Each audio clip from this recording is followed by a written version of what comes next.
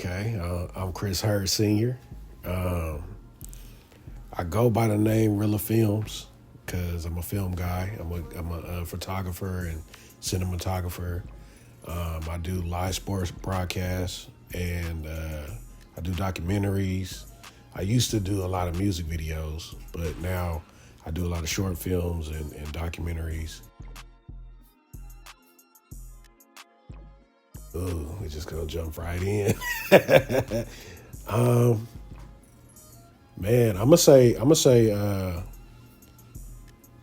my elders. Like for me, it was my elders because I used to talk to my grandma a lot about like life, period.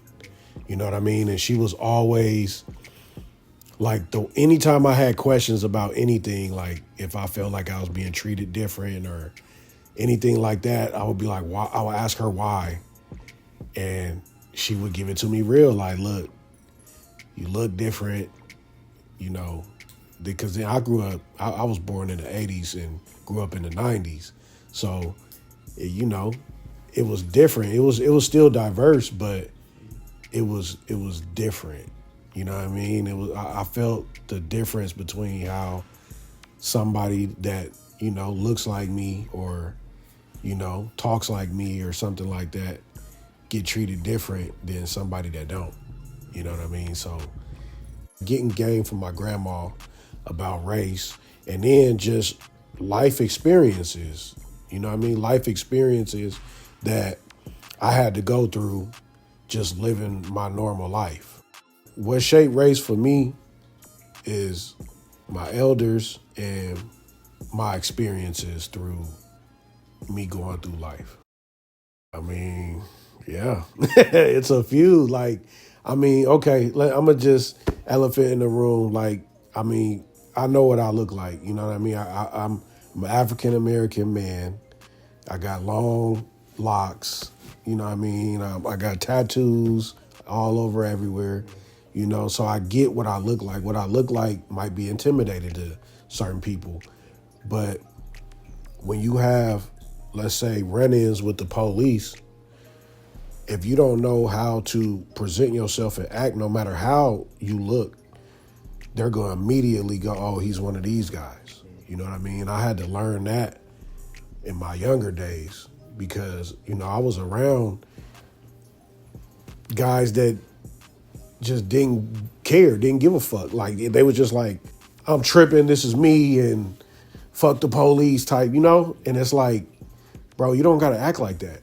You know what I'm saying? You could still look and be you without getting into it with them, like, or giving them the justification of, oh yeah, he's just another one of them.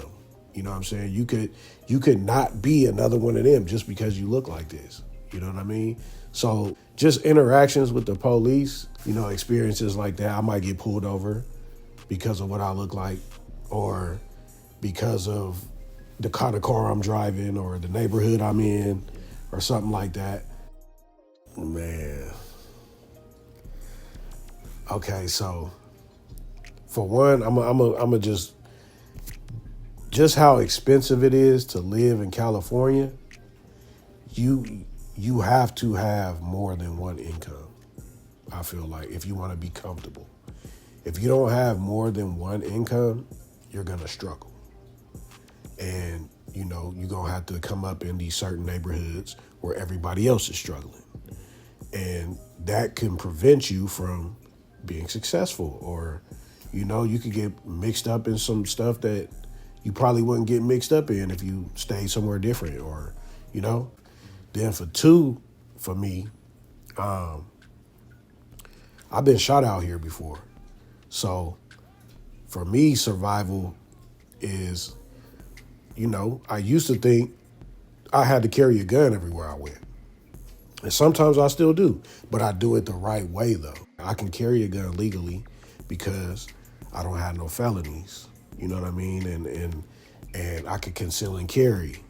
So because I follow the rules, I can carry a gun everywhere I go. You know what I mean? And it's just the simple fact of me almost losing my life out here. You're different in some type of way. You're not gonna react the same to certain things once something traumatic like that happens to you. That's my number two is survival. Is I keep it on me because you never know what can happen out here, so especially living out in Sac or Stockton or Modesto or anywhere near here, the Bay is all this go crazy. So it's like I would rather have it on me than not. Straight up, yeah. Man, okay. So I grew up in Oak Park, Sacramento, California, right? And this is considered one of the notorious neighborhoods out here. And that's where I grew up. I mean, people could do their research about what was going on at that time. I don't want to get into all that, but it's because I come from where I come from, I feel like I'm a little bit more aggressive than other people, or I walk a certain way or I talk a certain way because I come from this certain place. But that's just like anywhere. Like if you go down south, people are gonna sound and look a certain way because that's where they from. That's made me me. So when you come from gang banging and I'ma just say street shit. You know what I mean? When you come from this type of place, it's like your skin is a little more tough. You don't take disrespect lightly because if you let people disrespect you, then people gonna be like, oh, you whack, or you a punk, or you a bitch, or and who wants to get labeled that? You know what I mean? This is one of the hardest places in Sacramento, or you know what I mean? Just like any other of the raw neighborhoods, gang banged out neighborhoods that's out here. When you come from these certain places, you act a certain way because of the struggle that you got to go through in these places. I am how I am. You know what I mean? So if I was from somewhere different, maybe I would be different. But I don't know because that's not me. I am who I am. And I came from where I came from. So this is me. Oh, I mean, see, that's the thing. Like when I was younger, I was an athlete for real. So I played baseball, basketball, football. I was an athlete. So I feel like maybe if I was in a good neighborhood in these certain basketball camps or football programs, or, maybe I wouldn't have leaned toward the street more than leaning towards, this dream, so to speak, because playing professional sports, that was one of the things I thought I was going to do. And I was pretty good at it, too. Every sport that I played, I was good. A product of my own environment. I don't want to say that, but I mean, sometimes that's just what it is, But if you are able to come up out of it and do something positive or be successful, I mean, to me, that makes you even more like, wow, he really came from where he came from and did something with his life. He didn't just stay stuck in the hood, or, he didn't go to jail, or he didn't, get killed out here or something like that. It was, oh, okay, he came from where he came from. He really wanted him, he him. And make a living for his people, like, Thank the Lord I'm still here from after what I went through, but nothing taken away from none of that. But who knows? Maybe if I lived somewhere else growing up, if I was in a rich neighborhood or something like that had more resources for me to be able to shine at what I was good at, and there wasn't no influence by no street shit, maybe I would be different. Maybe I would have made it already. Like, you know what I'm saying? Like, and I don't say that to say, oh, I haven't made it, but, I always want more. I always strive for more. So some people might look at our life and be like, oh, they good over there. Like, you know what I mean? But I'm chasing something else. I want that different, that out the way. You can't sit here type of, you can't sit with us type of, you know what I mean? I'm grateful for what I have and what we have and where I'm at in life. So I wouldn't take nothing away or change it, but I don't know. Who knows if I grew up somewhere different, maybe I would be somewhere different, but I'm okay with where I'm at though, for sure. Oh, I feel like for one, I'm a storyteller. I like telling stories. You know what I mean? I like showing people different perspectives of life because everybody don't know about everybody else's life. I want to show that in my films. Like what made me start is showing a point of view that people aren't used to. Make people feel something, no matter if it's good, bad, sad, happy, uncomfortable to talk about or see. Things like this happen in the world every day. So I feel like if we educate each other on it, then we'll know what's going on. Because there's a lot of shit that people don't realize is going on in the world, or just not even in the world, just right here in Sacramento. And I feel like if we bring attention to it with film, or even if it's not real, if it's fiction, nonfiction, if we tell a certain story that somebody has went through, maybe they'll feel better about what they went through, or they'll think, oh, that's my people, that's my community right there, that's who I'm supposed to be around. Whoever did that film is talking about my life, and maybe I saved that person's life. You know what I mean? I think about stuff like that all the time, like just in everyday life. Like you can literally change somebody's perspective about themselves by the way you treat them. Like you could tell somebody that you like their shirt or their shoes or their hair look good today, or or just say hello to somebody, and that could change their day. That can make them not want to hurt themselves or something like that. You know what I mean? So that's what made me want to film. Like not really helping people, but like getting a perspective out there that people might not know about. You know what I mean? Because everybody has a story, but some stories don't never get told. And I want to tell the stories that are being swept under the rug, I want to bring the real to, film, because that's kind of how I got my name, like Rilla. I want it to be realer than real. So that's why I say Rilla, because I want to be the one that shows you everything that's real. Like I don't want to sugarcoat nothing. Even when I was shooting music videos, everything in our music videos was real.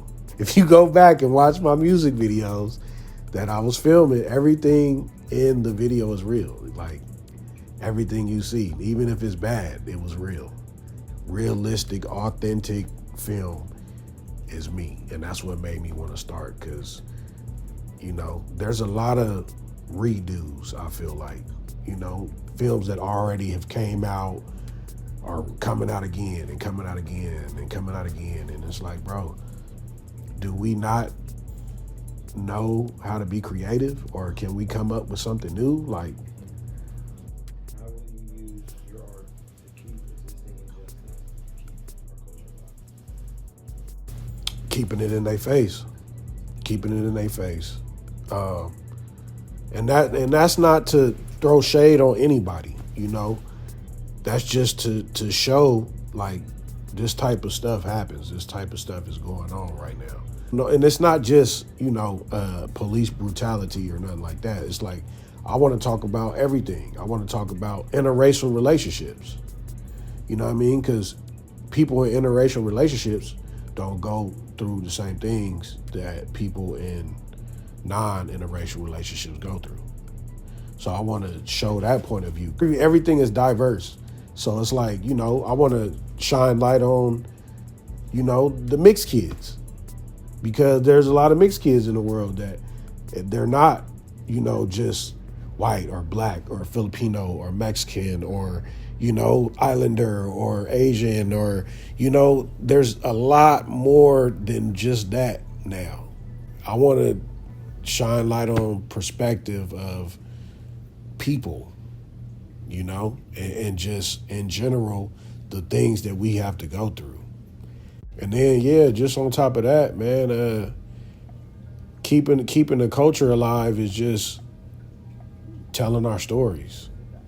So just the fact of me being able to bring a product from someone that can't tell their story or don't know how to tell their story, I could tell their story for them, and it might shed light on something that's going on that shouldn't be going on, or it might give help to somebody that needed help, or like I said earlier, it might save a life.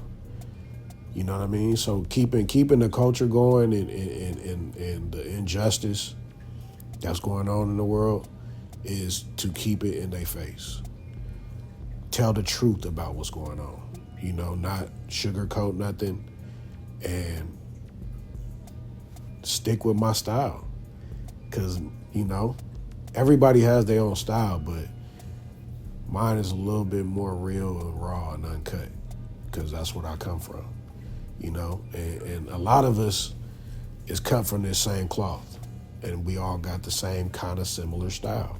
And you could tell, you could tell when somebody being fake or somebody acting, and this ain't an act over here. The injustice and the culture cannot be forgotten, and I won't let it be forgotten, for sure.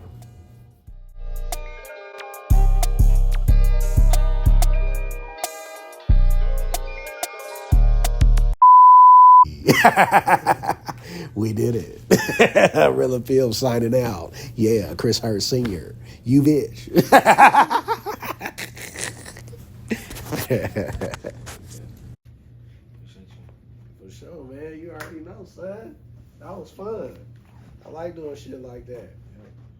Hey, you already know. You can, man, make it what it's supposed to be.